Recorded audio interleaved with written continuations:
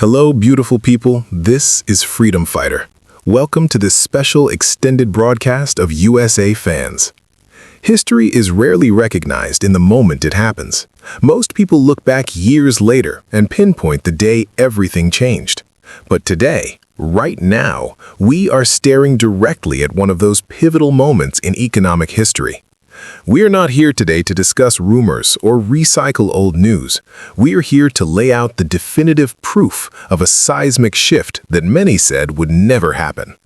For years, the skeptics and the mainstream financial analysts have told you to look away.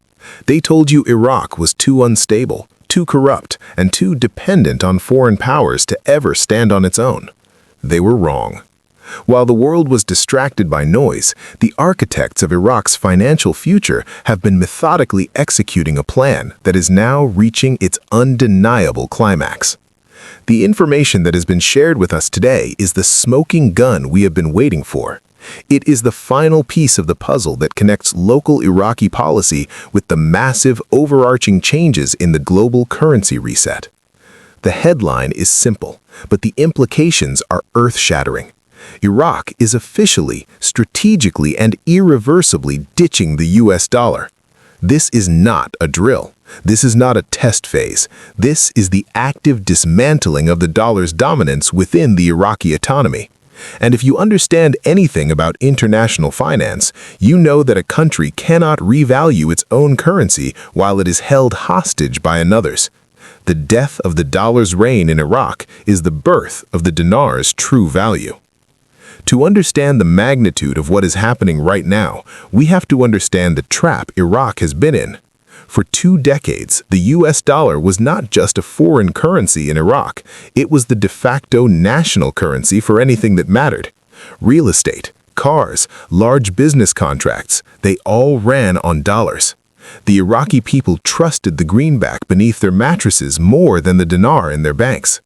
This reliance created a massive shadow economy, a black market that bled the nation dry and made it impossible for the Central Bank of Iraq to implement real monetary reform.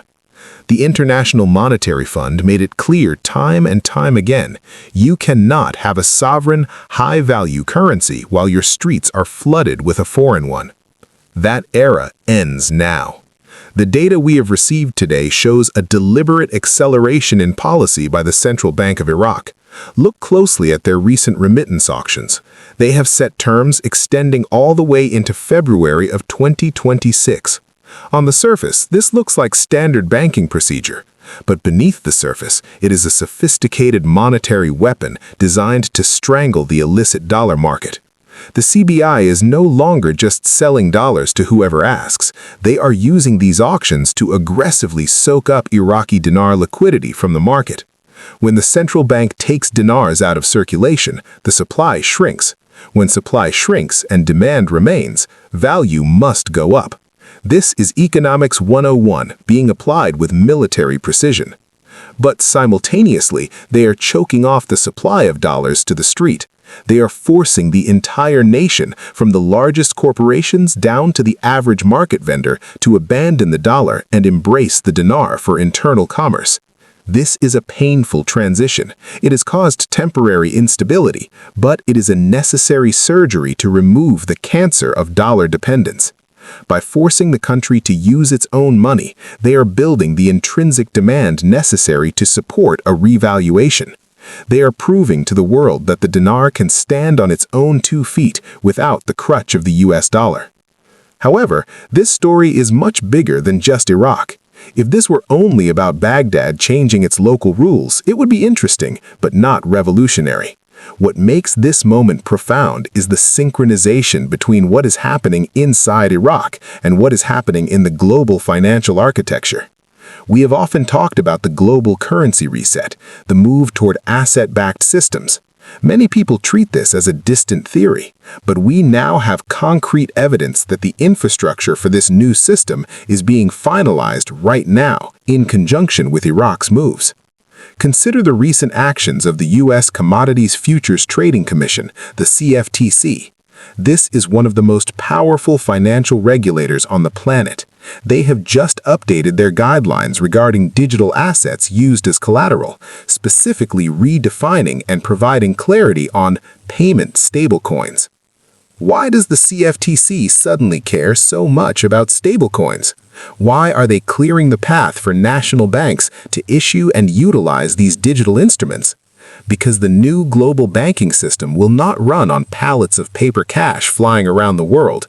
It will run on digital rails, using stablecoins backed by real assets like gold, oil, and sovereign currencies to settle transactions instantly and transparently. This is the connection point that so many miss.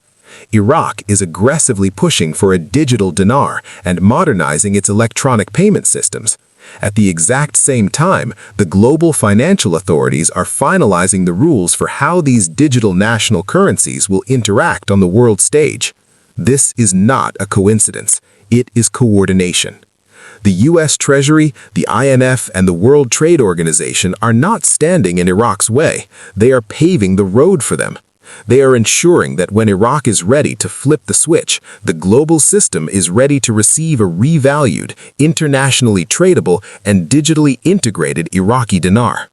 The reforms we are seeing implemented in Baghdad today, the anti-money laundering measures, the digitization of banks, the crushing of the parallel market, are the exact prerequisites required for integration into this new global system. Iraq is doing the hard work. They are cleaning house. So, what does this mean for us watching this unfold? It means the time for speculation is over.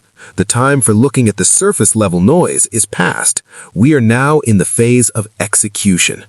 When a nation like Iraq, with its immense natural resource wealth, officially decides to stop using the world's reserve currency internally, it signals confidence. It signals that they believe their own currency is about to become a superior store of value for their citizens. The Central Bank of Iraq is not hiding their intentions. They are not in the closet, as we like to say. Their actions are screaming their intentions from the rooftops. Every dollar they remove from the street is a vote of confidence in the dinar. Every digital banking upgrade they implement is a stepping stone to the international stage. We are witnessing a synchronized event. The local suffocation of the dollar in Iraq is timed perfectly with the global preparation for asset-backed digital currencies. The pieces are not just on the board, they are moving into their final checkmate positions. This deep dive today was necessary because the truth is often buried under layers of complexity. But when you strip away the jargon, the reality is stark and undeniable. The era of the dollar in Iraq is dead. The era of the dinar has begun. The only question left is not if, but precisely when the official rate will reflect this new reality. Thank you for tuning in to this special broadcast and for trusting USA fans to bring you the truth beneath the headlines. Remain steady. Trust the data. The change we have waited for is no longer on the horizon.